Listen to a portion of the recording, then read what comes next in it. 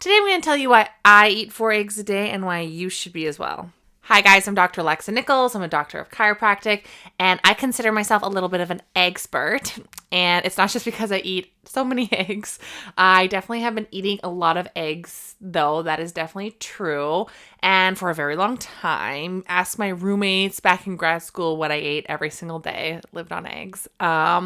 But there's some very interesting information about eggs, and there's so many reasons why we actually should be eating more of them. Okay, so first of all, you really can't tell how good an egg is by the color of the egg, by the egg yolk itself, and definitely not as of recently, because they use synthetic coloring and they give this to their chickens to color the egg yolk. And there's about 15 different shades that these farmers are using, so the egg yolk itself is not going to tell you much about the quality of your egg. Now, if you're getting organic eggs and there aren't any synthetic dyes, then you should be able to look at the yolk and determine how many carotenoids are present in the egg. So you can't tell anything about your egg based on the shell. The shells come in all these different colors, and this won't give you too much information at all about the nutrition of your egg.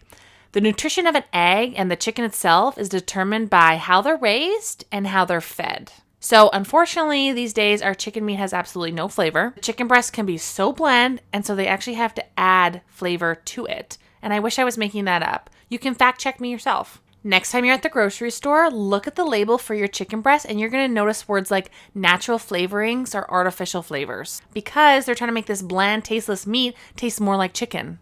I'm realizing that eggs really are one of my favorite foods.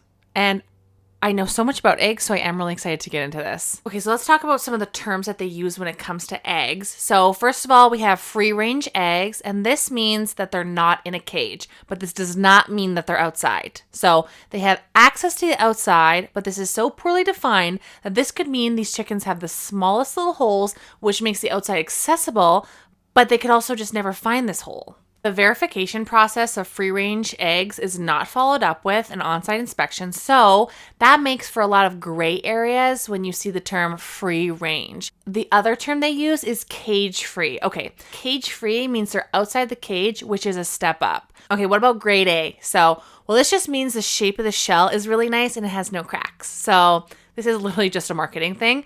When was the last time you came home and you're like, honey, I got some grade A eggs. They have a perfect shape and they have no cracks.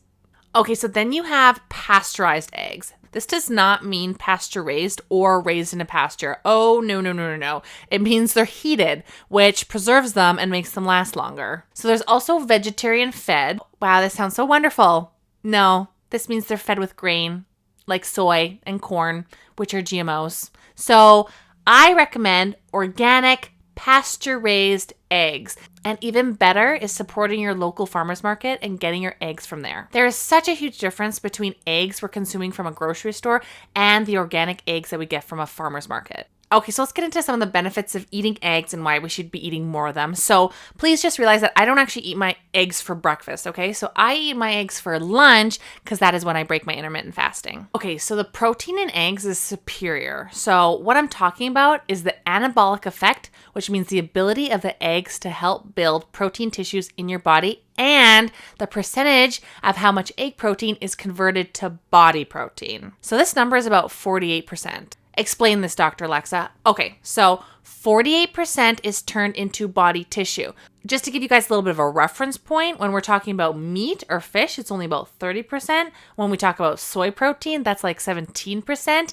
And you guys, egg white is around the same as that soy protein, sitting at 17%. This means only 17% of the protein from your egg whites are being converted to body tissue like muscle. But add that egg yolk and you get way more utilization, which is going to be very hard for some of you bodybuilders to hear because you guys are pounding back those egg whites when you really should be pounding back those full eggs, including the yolk. And oh boy, you're going to like me even less after I tell you about whey protein. This is about 16%. So what happens to the other part of this protein? Well, it's converted into glucose and it's used as fuel. Now there's another little thing I want to tell you guys about. It's called insulin index. Insulin index is a scale of how a non-carbohydrate food influences your insulin levels, okay? So remember, you guys, we don't like unnecessary spikes in the insulin. We want foods with a low insulin index. So whole eggs, yolk, cholesterol, and all, has a much lower insulin index than egg whites.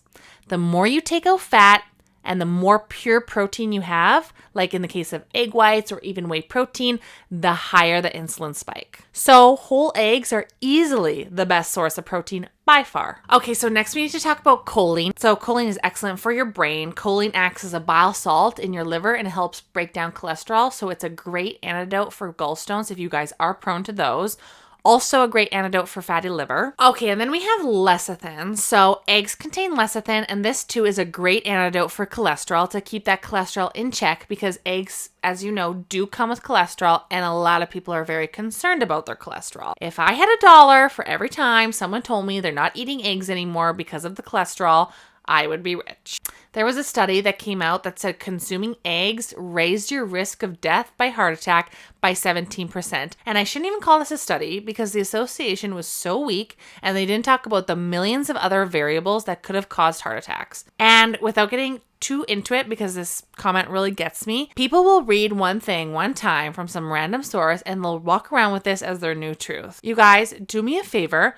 Don't believe everything you read, okay? Eggs will increase your HDL cholesterol way more than the LDL cholesterol, but that's for a different day. The other great thing about eggs is that it has a lot of vitamin K2, which keeps calcium out of the arteries and keeps calcium out of the joints. Also have a lot of vitamin D, and vitamin K2 and vitamin D work together very well, and there really aren't a lot of foods that will give you vitamin D. Eggs also have vitamin E, which is good for your heart and great for your skin. Eggs also have vitamin A in the form of retinol, and retinol contributes to the deep yellow color of the yolk, so the deeper the color of that yolk, the more vitamin A. Eggs also have omega-3 fatty acids, especially if that chicken was allowed outside to eat things like worms and insects. Eggs are also loaded with vitamin B, B1, B2, B3, B6, B12. Eggs also have this thing called carotenoids, and this is a nutrient-dense pigment that gives the yolk the color, but it also has a lot of health benefits. So these pigments greatly improve your eye. In fact, the greatest concentration of these carotenoids are in the eye. These really support the lens and the retina. They prevent macular degeneration, and they reduce the blue light that you're exposed to with all the time you spend on your phone and on your computer. Is anyone curious to know how to prepare an egg to maximize the nutrition? Because really, this is what you guys should care about the most. So, if you overheat or overcook an egg, you really can destroy some of the carotenoids. So, the best is poached or over easy. And even if you want to scramble, I would recommend throwing your egg into the pan, let the white turn white, and then turn that heat down while you scramble it. This is going to preserve a lot of those nutrients, so this is a lot better than mixing your eggs up in a bowl first. If you're a smaller person, you should be eating about 1 to 2 eggs a day, and if you're someone my size, you can do 3 to 4 eggs a day, and your cholesterol is going to be just fine. I'll explain this in another video for you guys. Okay, guys, that's all I have for you today. I love hearing from you guys, so comment below how many eggs you're eating a day. Give this video a thumbs up if you found this helpful. Subscribe to my channel so we can keep making small steps towards a healthier lifestyle. And of course, thank you guys so much for watching.